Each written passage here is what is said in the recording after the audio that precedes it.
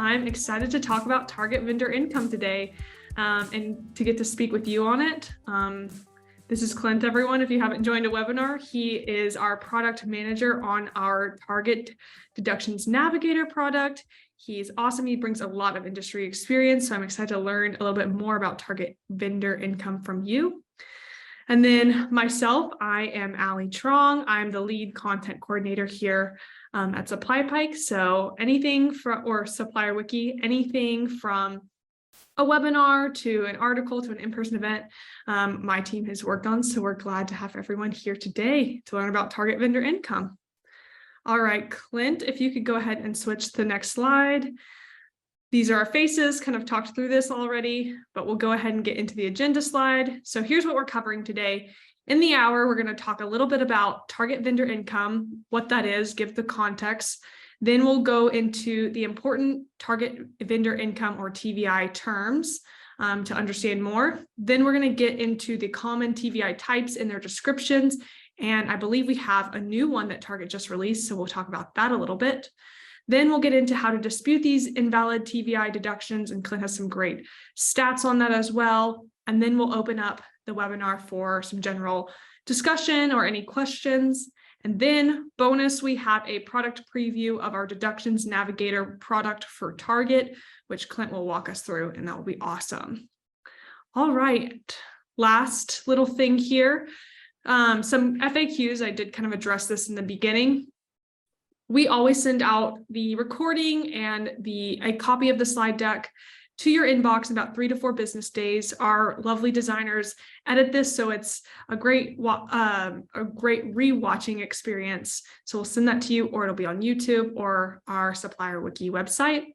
Then last FAQ here, the best way to ask a question is on the Q&A tab. So just so we don't lose any of the questions that are coming in, go ahead and put those in the Q&A tab. It's in your Zoom bar at the bottom. The chat is more for if Clint or I ask a question kind of to the general group, whether it's about March Madness or TVI, those tend to kind of populate really quick. So put your questions in the Q&A. So when it's time for the Q&A portion of today's webinar, I can get to those really easily and tee them up for Clint. All right, last little thing here. If you are new to our webinars or you never heard of SupplyPike, we are a Northwest Arkansas-based software company, and that's why we cheer for the Arkansas Razorbacks. But we help suppliers reduce revenue loss by detecting compliance issues and fighting them through business logic and automation. And we do that for a couple different retailers, including Amazon, Walmart, and Target. But today we're talking about Target, so we'll kind of dive into some of the solutions we have, like Deductions Navigator at the end. But with that, I'll go ahead and hand it over to Clint. No, you're totally great.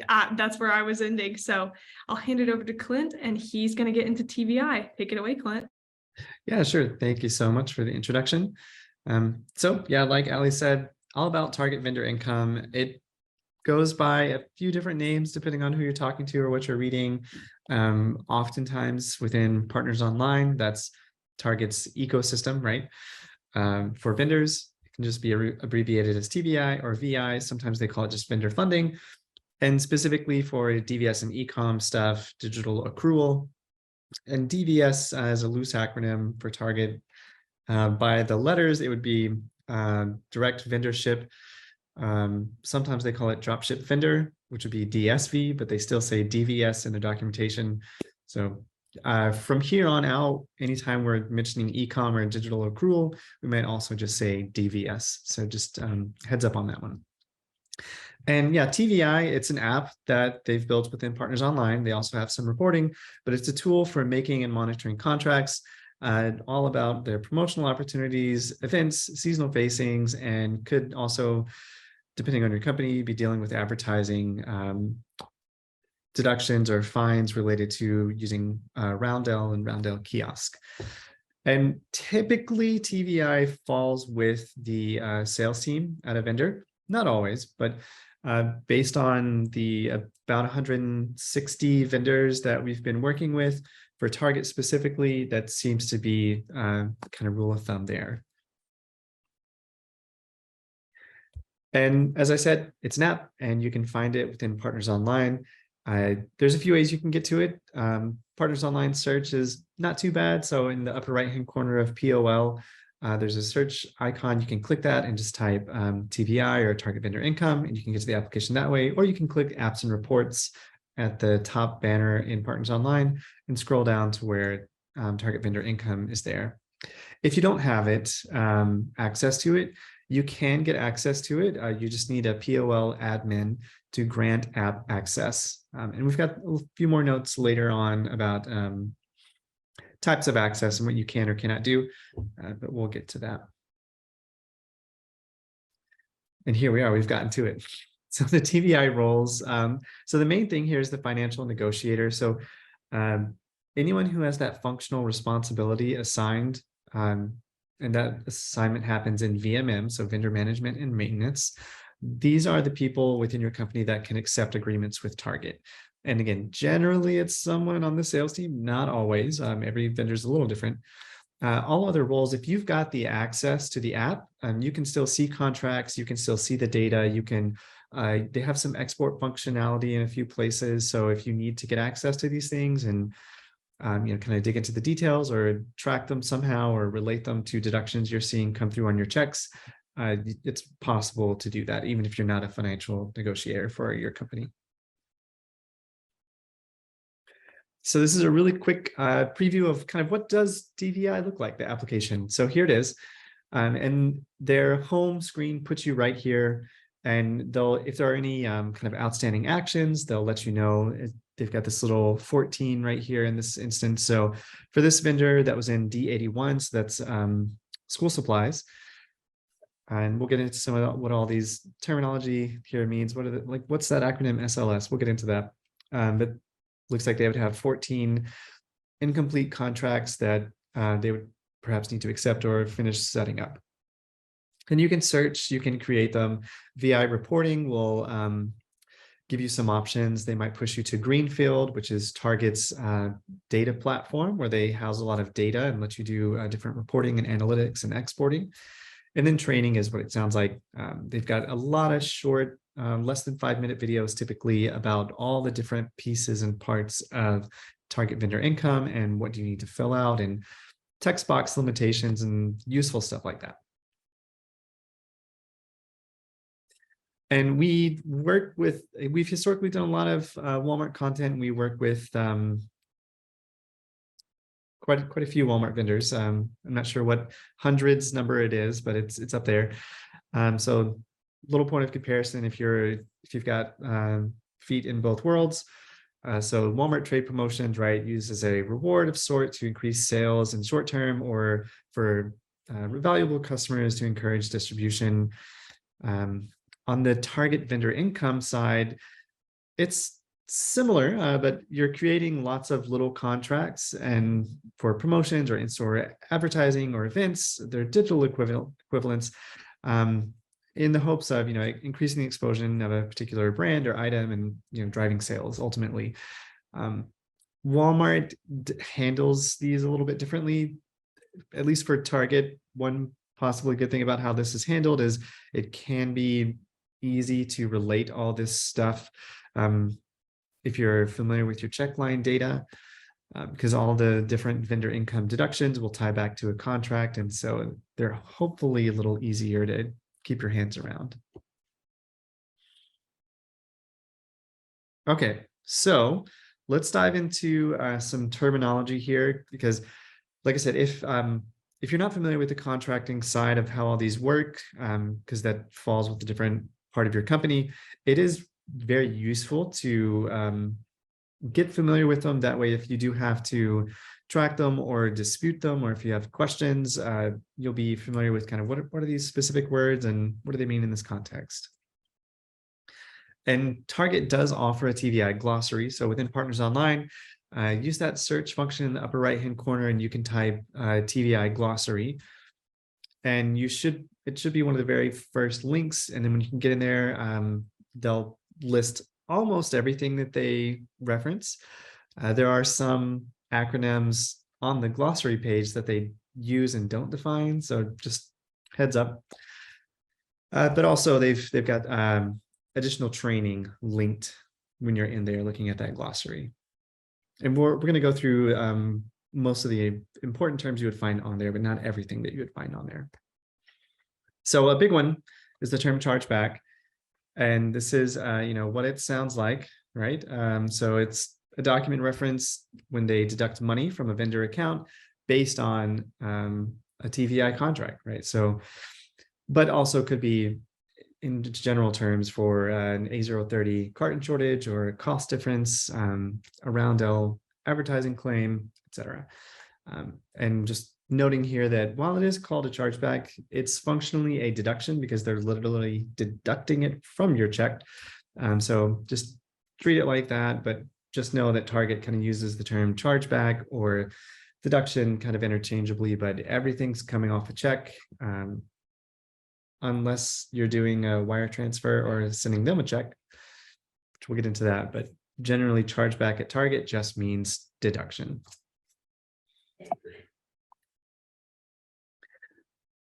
Conditional contract. So this one, it's not the most common thing you'll come across, but it's important to know that they are possible. And this would be some, vendor income contract that there are conditions attached to it.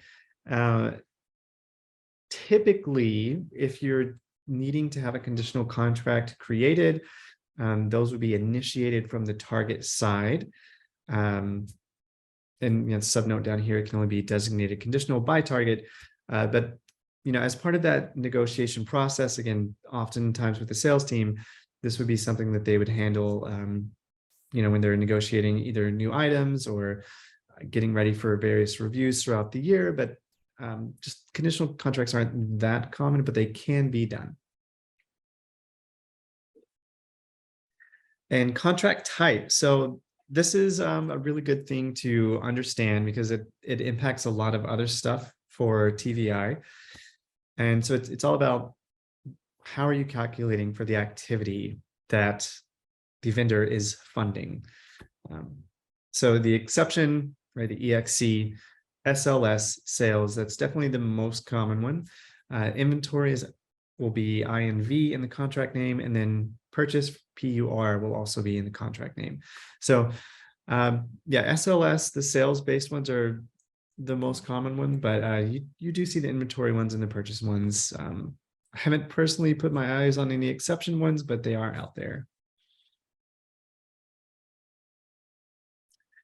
MIC, or multiple item code. So this is a 4-digit alphanumeric code that vendors can set up to represent a group of items. And you can, once it's set up, you can use it to search or maintain multiple items at once. And then MSC, multiple store code, it's what it sounds like. It's a grouping of stores. And these would be important if you've got particular items that are part of a promotion or part of some special coupon or weekly ad offering or something through Target Circle. And Target, they do their items based on their hierarchy, department, class, item. So when and for TVI contracts, they often like to do things just by department class. And so every item that falls underneath that class, they would want to lump into the contract. That's not always in the best interest of the vendors. So you may want to use a multiple item code to specify specific items that would need to be a part of a contract and exclude some other ones. And there could be all sorts of reasons for this, as far as your costing for particular ones or the fulfillment method of particular items. Some may be imports, some may be domestically sourced. So there's all sorts of reasons, but just know you do have the flexibility, and your team does have flexibility for how they're setting things up. And then for the multiple store code, if you need to customize which stores they go to, that can also be something that's an option. So, and again, Target, I think that the default is just every store. But if you know that there's a particular demographic that your item sells really well with, and you want to, based on the analytics of demographics for Target stores and the communities they serve, that you've got a subset of stores you want to hit, you can specify that. And store groupings is another way that Target on their side will set up these things, and then vendors can use those as well. So STG, so that's an acronym you'll see in TVI, the actual application when you're creating contracts and reviewing them. And so that's something that Target's merchandising, or MPD, and MPD is related to Target's space and planning team. So think planograms, right? That kind of stuff, and modulars in Walmart terms. So these teams are using this to group locations for specific requirements. And the vendor reference number. So this is something that when you're creating a contract, a vendor can put anything in this field. And there is a 10-character limit, which isn't hugely useful.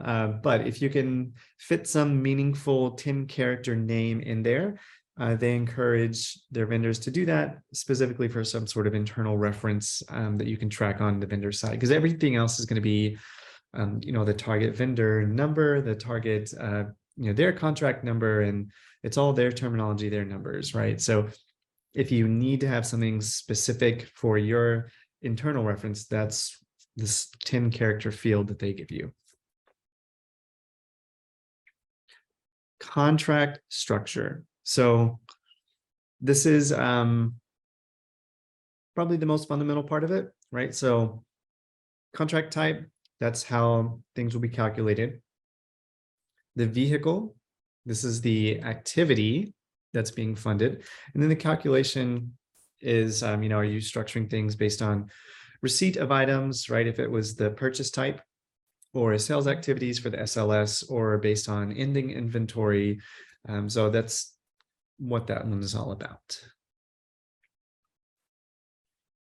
So for calculation, there's a lot of different wrinkles within this. So it's the dollar amount that's allowed for the following vehicles here. So right, like we said, we've got Roundel contracts. Roundel is your campaign tracking, right? So marketing, circular or space asset monetization. So, or this could be fixtures, could also be transition investment as you're updating planograms throughout the year.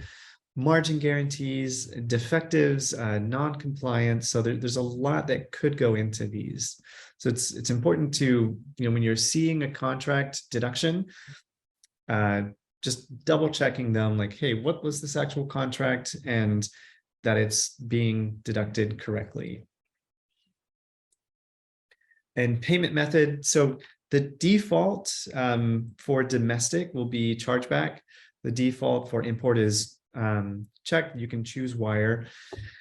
And for DVS, it can be any of these, but they also default that to chargeback. So typical collection frequency is going to be quarterly or monthly. Less than 1 month to a full year, they would pick monthly or weekly. And for a week to 1 month, this is happening at the end of the program. They're going to do that at 2 weeks after the program. It's when they do the deductions. That'll be kind of they'll wait until the whole program is done, then issue the deduction or chargeback.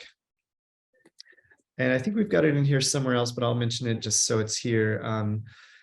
Any of these time buckets, quarterly, monthly, et cetera, these are going to be based on Target's fiscal calendar. So just something to be aware of. And if you do need to set up a contract date on something that's not Target's fiscal calendar, then they encourage you to set things up weekly or bi-weekly. So if it were going to use Target's calendar and it was on quarterly or monthly, they would tell you, don't do that, set up separate contracts for each different time period that doesn't fit Target's fiscal. So a little bit of a complicating factor there, but something you do want to be aware of. And for that item level, typically they do want you to put the lowest level of item detail that you can. So, your UPC or, your specific, if you're doing Target's terminology, your DPCI, department class item, you could also include your style numbers.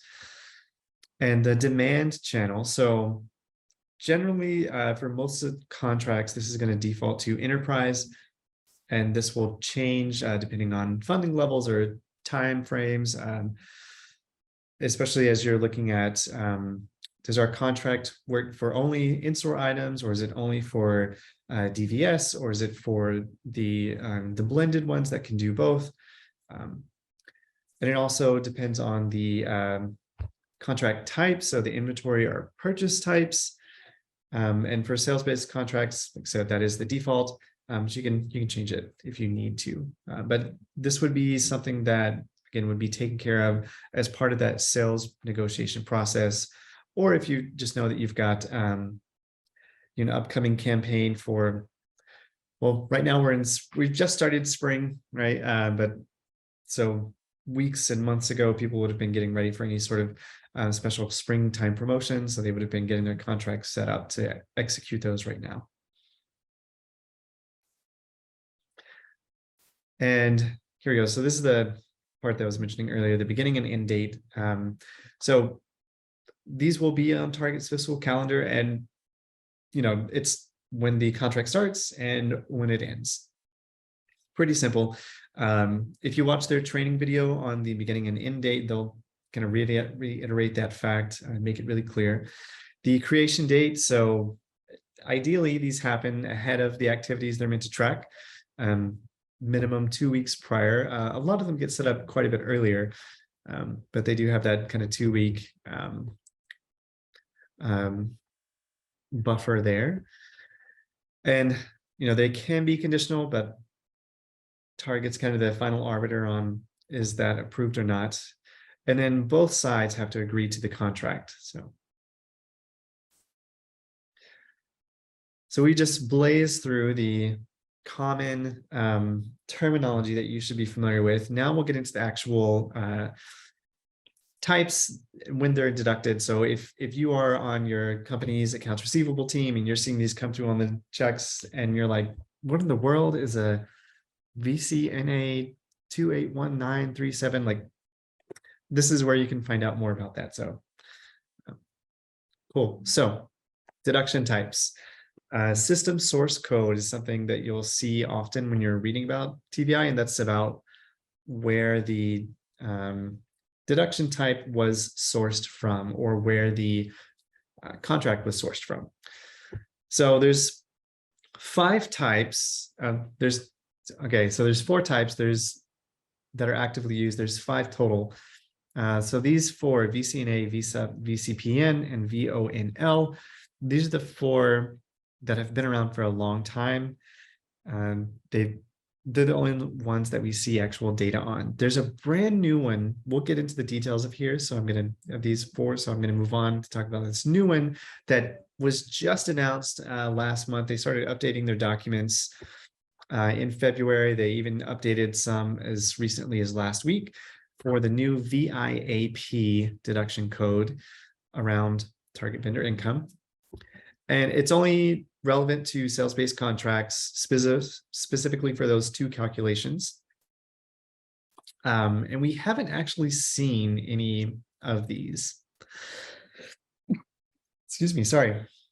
So we're going to keep our eyes out. Like I said, we've got about 160 target vendors that we are working with at the moment, and across those, and around 60,000 of these contract deductions, we have seen 0 of this brand new type, but we will keep our eyes out for it.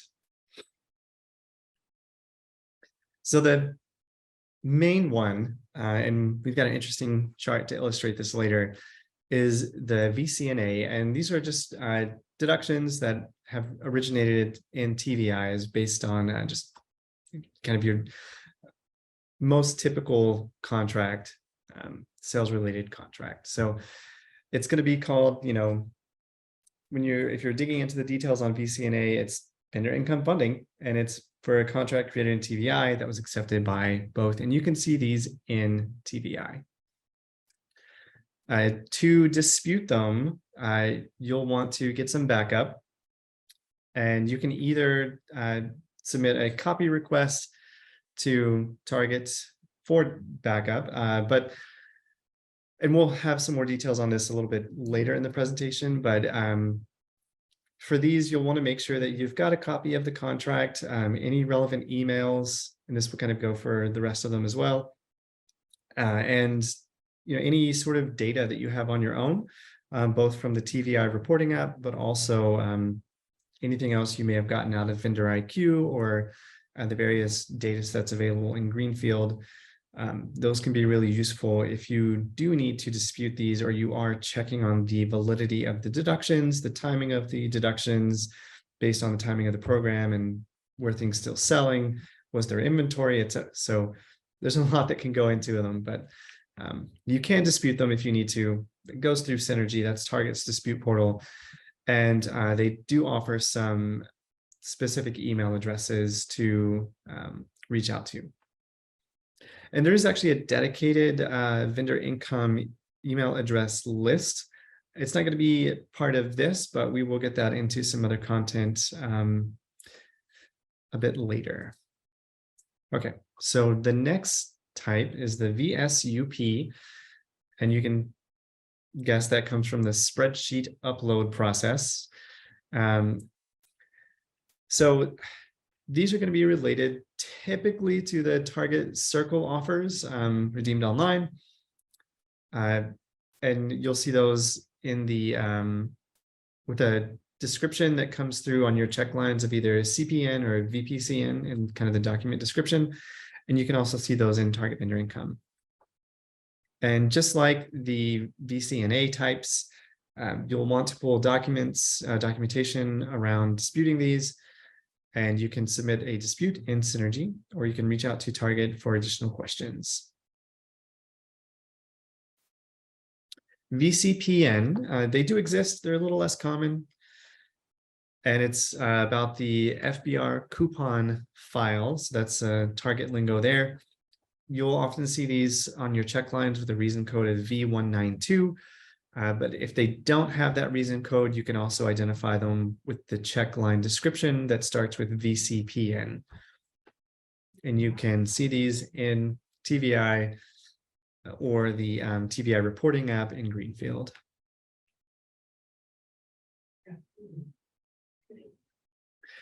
And Vonal is the fourth type that does exist at the moment, as far as we can see. And these are about online manual entry vendor income deductions. And so, yeah, these are generally around coupon deductions, and Target had to manually enter these. It's, let's see. Yeah, so these are a little bit different because they're coupons and Target's putting things in on their side. So it can be helpful to reach out to a few different areas when you're seeing these. So either the coupon admin, but the other reference sources could also work. Okay, so like I said, we've been working with about 160 different Target vendors at the moment, and looking over those tens and tens and tens of thousands of deductions, specifically just the contract type deductions. This is the breakdown by the count and the dollar amount of those deductions across all those vendors. So VCNA, as you can see here on the left side of the chart, definitely the most common by the count and especially by the amount. And like I said, these are almost always the sales-based contracts. It is the most common type of contract that gets agreed to and executed with Target. The VSUP, that's the spreadsheet upload one. Again, those can also be the sales-based ones. And then the coupon and the online ones, the VCP and the VONL, quite a bit less common, but they do exist. So if you're seeing these come across in your check lines and you're wondering which one should I prioritize, probably the VCNA, because those are most likely going to be the high dollar value ones and the most common ones that are coming across. So if you're trying to establish validity, definitely keep your eye out for those. Okay, so let's say you've been doing some due diligence and you have found that some of these were not valid, and there could be many reasons why. Perhaps your company paid Target to execute a promotion and the promotion was never executed. It happens, or it was maybe they took more than a particular allowance, or a coupon was not issued, or a circle offer that was meant to go out didn't go out, but somehow your company funded something, Target did not do the actual execution of the activity that was supposed to be funded, definitely grounds for fighting back. So if you need to do that, there's a few ways that you can get some of Target's recommended backup information to dispute the deductions. And so you can use the TVI in-app reporting, or also the Greenfield reporting. So there's the contract recap report, and this is a bit higher level. And then there's the settlement detail report, which will have the item level in Greenfield.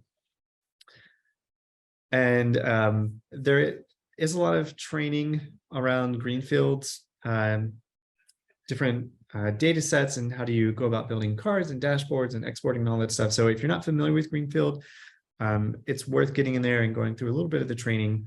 Or feel free to reach out to us. We've got our contact information at the end of this.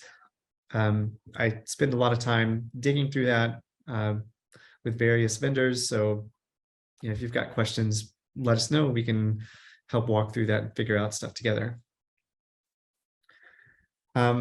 I will say, for deductions that are disputed, so most people aren't fighting their contracted deductions, the TVI deductions, and that makes sense because you've agreed to tell Target, if you've done the chargeback method, right? If it's a check or wire, especially for import, that could be a separate process, but vast majority of them are deducted from your checks, and you've agreed to do that based on that contract, right? But among the ones that are disputed, there is actually a pretty decent win rate, so 60%, and that's just at the first dispute level. So if you disagree with the decision, you can try again. So it's worth disputing them if you find something that's invalid. And we would also recommend do more than just what Target is asking for here. Any sort of email communication you have with your Target buyer or your Target inventory analysts, the IAs, or any sort of extra reporting you can get, not just out of the TVI Greenfield app, but if it's Vendor IQ, or if it's any of your weekly item financial data sets in Greenfield, or any of the inventory data sets in Greenfield, like definitely dig into that stuff, because it is worth it. These are pretty hefty. So just going back to this dollar amount here, so that 94% is out of about $1 billion at the time we did this analysis. So it's quite a bit of money on the table, especially for those sales-based contracts. So it's worth your time to dig into those. And like I said, that's across vendors, but that's still quite a hefty amount for most vendors in a year. So worth your time to figure out, was this valid? Was this appropriately deducted? Were all the terms of the agreement met by both parties? If not, do we need to fight this? And if so, what can we do to fight it? And on the approval side, when you are disputing these, generally these are going to go from the team that works synergy cases. That's Target's dispute portal. That's what they call a dispute, is a case. The cases will typically go to the merchant or the buyer for that department and class, and ultimately they'll give kind of a thumbs up or a thumbs down on it. And you can go multiple rounds. Most don't, but you can. So just be prepared, be informed, be ready to dig, because these are often very high dollar deductions, and it's worth your time to make sure that it was correctly taken, and that they didn't double dip. Sometimes by accident, if there were meant to be 4 deduction periods throughout the length of a program or after the program, perhaps a 5th one or a 6th one got taken. It happens. You definitely want to be on the lookout for that. So just dig into the data. And reach out to us if you need help digging into that kind of thing and finding the right data and building the story. We've seen how other vendors have success with this. And so we'd be happy to share that knowledge. So if you are going to dispute, you're going to want to get into Synergy to fight these. And again, when we send out this presentation in a few business days, you can click on these links. As long as you're logged into Partners Online already, it'll take you directly to the page that you're looking for. So when you get into Synergy, you'll want to create a case. This document number, that's going to be the checkline description that has something like VCNA with a bunch of numbers or VCPN with a bunch of numbers. Once you fill that in, the rest of these fields will auto-populate. So your deduction type and your reason for disputing. And it should automatically pick vendor income, but if it doesn't, you can click that. And then your reason for disputing will be, hey, this was a coupon dispute, or it's just a general vendor income dispute. So you pick that other vendor income. And then the brief explanation for the case. So this is, you're going to court essentially to fight this. And yes, Target is the one that did the deduction and they're going to be the ultimate judge, but they do give you this opportunity to make your case. And so that's what this brief explanation box is for. So this is where you give all that extra context of, yes, I'm providing all these attachments and this supporting documentation for the dispute, but try to give them a clear, concise, cohesive story in this explanation box of, I'm providing this data. Here's perhaps the most relevant pages or the most relevant file or most relevant numbers. And especially helpful is any particular email communication you have with your buyer, because again, the buyer is ultimately going to be the one that gives a thumbs up in most of these disputes. So if you've come with the receipts, it should make it a lot easier to get approved. And once you've submitted that dispute, you can come back and check and track it in Synergy by going to the cases. When you submit it, it'll be in the new status. In progress is a very short-lived status. Reopened, also one that almost never happens. Resolved should be when they've agreed to pay it back, they'll mark it resolved and there will be a resolution amount greater than 0. And closed should be when they've denied it. They don't always follow their logic there, but just something to be aware of. The surefire way is, was the resolution amount greater than 0? If yes, then you've got approval for some monetary amount.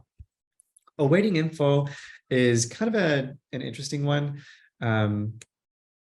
So we've got it listed here. I'll talk about it more on this next slide. So generally, if Target needs additional information, they won't put it in the awaiting info status. They will just close the case, deny it, and in the denial explanation field, they'll tell you why they're closing the case and what else they're hoping to get.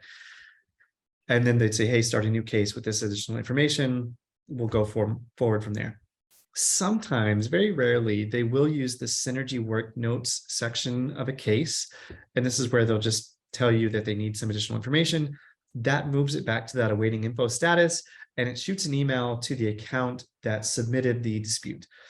And then, hopefully that account is you or someone that or will alert you about the awaiting info status, and you can respond in a timely manner.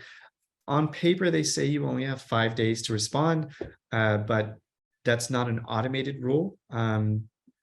Oftentimes things go well past the 5 days while they're awaiting info.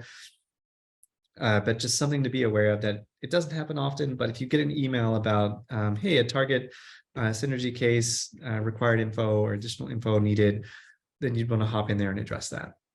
But usually like 99%+ of the time, they just close it and tell you to try again with more information. Okay, so if you've got other questions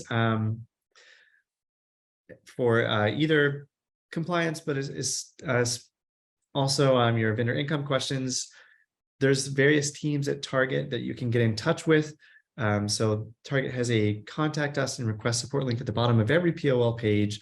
You can either type in the specific things you need there to get to them and add your attachments, get a ticket generated, and you can get an email trail going for that. So we've got a few minutes left here. That's kind of the end of the prepared content. That was quite a bit. So I'll pause there, Allie, and let you manage things for a moment. Yeah, thank you again, Clint, for walking us through all of that. I learned a lot today. I wasn't very familiar about TVI, so I'm appreciative of that. I do have a couple questions, and I'll start here with just general takeaways. So we covered a lot of content. If there's one thing that our attendees should take away today, what would you want them to remember? I'd say two things. Number one, if this isn't your team that manages these, so if it is your sales team and you're perhaps on a logistics team or a accounts receivable team or some other team that is maybe responsible for revenue loss and recovery somehow, get close to your sales team, ask them questions about TVI and the various contracts that are agreed to with Target or that may be planned to be agreed to. That way, when you see these deductions come through, you'll be in the know, and they're not surprises, and you've got that relationship to ask questions and perhaps get backup if there are some that are invalid, because the sales team, they will likely have a thread of emails related to the various contracts with their target buyers. So if you've got that relationship there, it's worth it to establish that and keep those lines of communication open. Second thing would be definitely just keep your eyes on your check lines and track your deductions, because sometimes, though there is a lot of there are many systems in play here, generally they work well, sometimes they don't, right? Some of these contracts, they can be, especially when there's a manual intervention, depending on the source of the contract. So you remember the VONL, the online manual entry process ones, those, if you've got anything that's related to Target's digital accrual, right? So that little fee that's taken off of every e-com sale, depending on how the accrual was set up, they may sometimes take that deduction multiple times when they shouldn't. So it's really worth it to just keep an eye on it and make sure that it's what has been agreed to and it's the right amount, it's taken at the right time, and it's not being taken any extra. So yeah, good relationship with the team that manages these contracts and track them. So. Well, you got to my second question there a little bit. I'll just ask you to dig a little bit deeper. Are there any helpful learnings or things that you would pass along to the attendees when it is working with other cross-functional teams, specifically on the topic of TVI, just how to make the team more aware, stronger of these TVI chargebacks? Yeah, for sure. So if you're tracking the data, right, so if you want to see the check line data, you'd need access to, within Partners Online, the accounts payable domestic. You could access the check lines from your vendor side. If you want to access it from the Target point of view, via the accounts payable domestic app, click into your payment information, click into a check, and you'll see the actual lines of a check. And that's where you can see these deductions. So, export those on kind of a regular basis. You can quickly get the latest 6 months of all check lines and start bucketing those and tracking, like, hey, these are all the VCNAs, the VSUPs, etc. And separately, if you don't have access to the TVI apps, ask one of your Partners Online administrators to get access to those. As long as you don't have the financial negotiator functional responsibility, you can't do too much damage there. So there's no harm in having visibility. So use that to track, okay, I got this deduction that's related to this contract. Does that jive, right? You can sum up the total for the deductions to make sure that they match what should have been the total for that contract, and just keep, try and make sure things are honest and they're proceeding as they should. That way, when you do have conversations cross team, you've got the data, you're prepared, you can speak to it in real numbers of, this was a program for $500,000, Target deducted $600,000. We are missing about $100,000 that we're not supposed to be missing. So let's figure that out, right? Because there shouldn't be any ill intent on any party in particular, but something went wrong. So you want to make sure that you can speak to the data confidently, intelligently, in a fact-based way across teams and with Target to make sure that, things are square. So, yeah. Awesome. That's helpful. Thank you, Clint. One last question.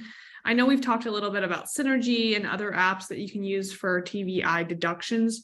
Are there any other applications in Partners Online or resources that you would point attendees to for disputing these TVI chargebacks?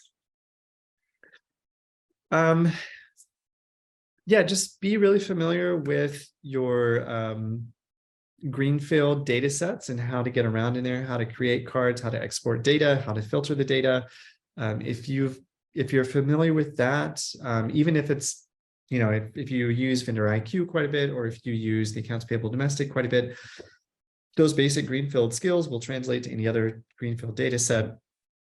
And just, yeah, be ready to go dig across different data sets, because you can find good information beyond just what's in the TVI reporting application. So you'd want to, dig into those and export and accumulate your data so that, like, yeah, we have the TVI reporting, and we also have these 3 other data sources that also back up what's happening. So just try to be familiar with all the different resources available to you within Partners Online, and definitely use the search function in Partners Online. It's, POL has its pluses and minuses, but I think its search function is definitely one of its pluses. So do get in there and use it. Try searching for things a few different ways. It's not the most responsive website. So like when you do search, just give it a moment to like process, and it'll show you one thing and then it'll like quickly update and show you something else. So just, wait when you search. Allie knows what I'm talking about. I do. Yeah. That's helpful, Clint. And I will share from the supplier wiki side, we are working on a Partners Online reports webinar that every supplier should know. So I'm noting now, let's include something about how we can search for some really helpful data around TVI. Perfect. Well, thank you, Clint, for answering all those questions. I'm going to go ahead and move us to the next slide. And thank you all for asking those questions. Like Clint said earlier, these are our emails. Please contact us if you have any questions about TVI or any of the other retailers we work with. That's Target, Walmart, Amazon, Kroger. Or if you just have questions about other resources that you would like to see in either upcoming webinars, articles, ebooks, in-person events, we'd love to work on those. We love supplier feedback. And then if you also are interested in the products that we're going to show you here in just a second, you can find us at SupplyPike.com, and we'll get you connected. So thank you everyone for tuning in today. If this is where you have to hop off, we totally understand. However, I'm going to hand it back to Clint. Oh, thank you for reminding me, Clint. Before we get into the product preview, let me just land here for just a quick second. We have an in-person event March 29th. We're going to be going over SQUEP fines, which is a Walmart program. But if you have someone on your team who works on Walmart, or you are the Walmart compliance person within your team, you should definitely attend this event, because we're going to be going over our data on the top 5 SQEP defects that account for about 85% of fines. So we're going to go into how you prevent those, how you dispute them, what they are, and why they're so prevalent. So please join us for that either in person, or I'll also throw the live stream link here in a second if you stay on. But with that, for real this time, Clint, I will hand it back to you to take us over to Deductions Navigator Target, and we'll get to look at the product preview. So if you have to jump off, we totally understand. But again, Clint, take us away for a quick little product preview. Yeah, so for all the TBI stuff we just talked about, that's not in here yet. It will eventually live here. You'll be able to filter based on this code drop down, and you can see your various TBI codes. So that'll be something to look forward to, I think, later this year. At the moment, though, we do have various codes based on, if it's a carton shortage, if cost difference. We also do return damage defective types. But looking here, we are landing on our dashboard. So we'll show you, hey, if you're using our software, how much have you disputed through us? How much have you won back? This is a demo account, so we don't have any real invoices, but we would show you, hey, as a percentage of all your invoice data, what is the deduction percent on top of that? So if you've got, 100,000 in deductions over 1 million in invoices, then we would know, oh, okay, that's 10%. Got it. Which that would be really high. The average deductions as a percent of invoices for target vendors for kind of the invoice match, which would be these types, and the return damage defectives and unpaid invoices, those 3 things combined would put you at about 4% for the average for target vendors. So if you're above 4%, then a bit more of a problem. If you're less than 4%, you're doing really well. And we've got a breakdown here to show you, hey, across the time period we're pulling, which we generally start with 18 months, and then we'll maintain that going forward. Deductions received, what's actionable, so what's still disputable, what's less than that 18-month window, what have you won, what has Target agreed to pay back, and then a case win rate, so among what you've disputed, what is done in the denominator, what's that percentage. We'll show you deductions by status. So I love all this aggregated data. It's difficult to do this without software, so I'm really pleased that we were able to build this. So we'll show you, hey, what's not disputed, and this could be a little different here based on like things that are too old. You could mark those will not dispute if you want to, so things are valid or just too old or you're not going to go after it. Things that are in flight at Target, so you've disputed it, now you're waiting on Target to make a decision or ask for more information. Those are this Target research status. Here's what's approved. You want your approved to move to paid. Eventually it will. And then here's the denied. And you can also fight things multiple times. I'll get to that, but we do have a redispute and a bulk redispute option for things that are denied. The name of the game for deductions at Target is persistence. It pays to be persistent and to fight things multiple rounds. I used to say that the worst we'd ever seen was something took 6 times. Then we saw some deductions that had been disputed 8 times and then successfully paid on the 8th try. The most egregious one I've seen recently is 10 times. Like I said, pays to be persistent. It took 10 tries, but then Target paid them back. We've seen some that are 9 and 8, and quite a few. There's 7 and 6 and on. The numbers get bigger the lower the dispute count goes, but just goes to prove that persistence pays with Target. We'll show you a breakdown by your codes here, your count, your amount. It's sortable. If you need to know more information about the deduction types, we've got a little helpful article here where you can land and get into what do those mean. Your deductions by these buckets here. Again, count, amount. And then a new thing we've done recently that I really enjoy is the deductions over time chart. So here's your deductions by amount over time, deductions by count. And this is really useful. We haven't updated our demo data in a few weeks, so that's why it says nothing for February 2023. But if this were live data, we'd have something for February probably and a little bit into March. But this is all about finding those trends, right? So you may get in here and see like, oh, well, I don't have a ton of current deductions, but we can see the historical trends for you, and we'll show up to 5 years of data here. So this is really useful when you're kind of digging into like, are we doing better? Are we doing worse? Like, how's it going over time? So this one's a lot of fun. And then of course, hovering, right, you can see the data points over the month by year that you're looking at. We'll show descriptions for your items. So we've got a really big box here to show full descriptions, UPC, again, count, amount, sort. If you want to export this, you can export this and get all this data in a spreadsheet. And finally, deductions by location. So if you want to check in on particular DCs or particular stores, if you've got store level returns, you can figure out, hey, where do we have the biggest problem? And you can share that with your logistics teams if you need to figure out, how can we, be preventative about this? How can we say, okay, we've got an order going through DC 3859. We always have a lot of deductions with that DC. Something's happening with either the carrier or the receiving on targets in. What can we do? What are the levers to pull to influence that, to reduce the amount of deductions we see there going forward? It's kind of the intent with that, is to help share, communicate cross-functionally, have an informed conversation based in data. So this is just kind of the aggregation level, the dashboard. My favorite page. There's a lot of fun pages in here though. So the deductions tab, this is where the meat of the app lives. This is where you can dig into the real deductions and say like, okay, deduction by deduction, or 25 at a time based on our page here. If we do 100, we could take action on 100 deductions at a time. We could add a single attachment to all of them. We could edit the default explanation for all of them. We could archive all of them at once, or if we know that they're perhaps ready to go, so they've got all the recommended documents and we know we want to dispute them, we could send 100 of these right now, just like that. Yes, let's go ahead and submit those 100 disputes.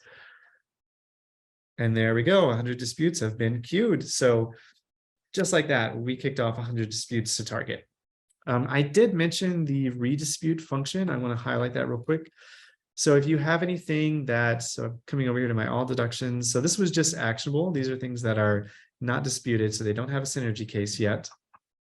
In progress shows you things that you have disputed. You're waiting on target to make a decision. And there's some of the ones we just disputed.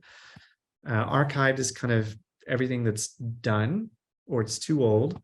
And then all deductions is what it sounds like, everything. So if you're on all deductions, you can go to status denied and then check for some of the common denial reasons. Signed SLCs are really common when target denies for. Sometimes it's not even a valid reason. We've seen on returns, so like a store level return deduction could be a code A004 or an A139, but it's a store level return. So has nothing to do with shipper load count or being palletized, but target will still use this reason to deny it. So that just goes to show that you're not always dealing with a reasonable, rational party when it comes to denials from target. It's a frustrating process, and that's why we introduced this kind of like, hey, let's bulk redispute these things that we know have been denied and we don't think the denial is valid. We want to try again. Like, let's make that really simple. So like, go after all of these at once if you need to. You can go after them one by one if you want to. I think all of these are actually too old to show you the individual redispute form, but you can individually redispute things if you need to. But yeah, it really does pay to be persistent. Like I said, it can be frustrating when target denies things. Sometimes the reasoning they give back is, they're using strange acronyms, there's misspelling, there's a lack of punctuation, the numbers don't always make sense. It's just really, it's not great quality reasoning. Like there's not quality work happening on the other side sometimes. And that's another reason why it goes to pay to just try again. One person worked it the first time you disputed it, maybe a different person works it the second time that you dispute it, and you'll get someone that actually reads your files perhaps, because it's clear sometimes when you dispute things, target doesn't always look at them. And if you need to dig into the individual deductions, perhaps outside of our app. You can export deductions, and that'll give you whatever filter you have here. So if we wanted to filter for things that were paid, perhaps for code A030 carton shortage, you need to dig into some of these to make sure, like, hey, were we paid in full, perhaps, because you may not have been. You could export this and it would just give us these 208 deductions. If you needed the item level, then you could export the item lines, and this will give you way more than 208 rows. It'll give you, 208 rows, but then all the item level rows that are associated with each deduction. You can clear those. If you need to track the things that you've disputed more than once, you can track that. If you're in multiple departments, you can track your departments. If you want to see things that were auto disputed, that's a really fun feature. We can do that. And we do that based on, does a document have everything that it needs? So if you're a carton shortage, A030, we recommend that you have the chargeback document. We provide that automatically. We provide Target's copy of the delivery receipt. We scrape that proactively, so you don't have to worry about getting it. If it's available, we'll get it for you. We provide a PO and an invoice based on EDI data. And then we do these really cool shipping document integrations directly with carriers or with warehouses or through email integrations. So you can have your warehouse or email those directly to us, and we'll use machine learning, optical character recognition, or OCR, to read the PDFs, if they're in PDF form, in a programmatic fashion, match it up to where it needs to go based on the PO number, and attach this. Also, you don't have to spend so many minutes of your day digging into, okay, like, all right, I got a chargeback. And, after it takes you to 3 or 4 minutes to go find this document from Target and identify, okay, it was this particular invoice number at this receipt location for this purchase order. Now you can go and start trying to find your shipping documents. We automate all that for you so that we provide this, we provide their DR, we go get your BOL or your POD for you, and we provide any other supporting information if we can get it. And based on all that, we can assign something as being ready or not. So we have this readiness filter, so that can filter down deductions for us already. So we can see, oh, okay, we've got 221 deductions that have everything they need to dispute. So they've got a chargeback document, they've got a delivery receipt, they've got a BOL. If in this case, probably they're a collect carrier, as most Target vendors are. We've got invoice and PO to compare what was ordered versus what we said we delivered, what was actually delivered, what Target said they received. We've got everything you need, so you can just submit these and get your money back, because vendors and suppliers at Target, you're working really hard to put all this great products on shelf. So you should be paid in full for what you've done. Target shouldn't have products on shelf that they didn't pay for. And sometimes that happens. So that's when you want to dispute the deductions or the deductions by omission in the case of unpaid invoices. So I will stop there, but yeah. Clint, that was awesome. Thank you for walking us through Deductions Navigator. And thank you all to the attendees who stayed on for our product preview. Again, thank you for putting this slide up, Clint. These are our emails.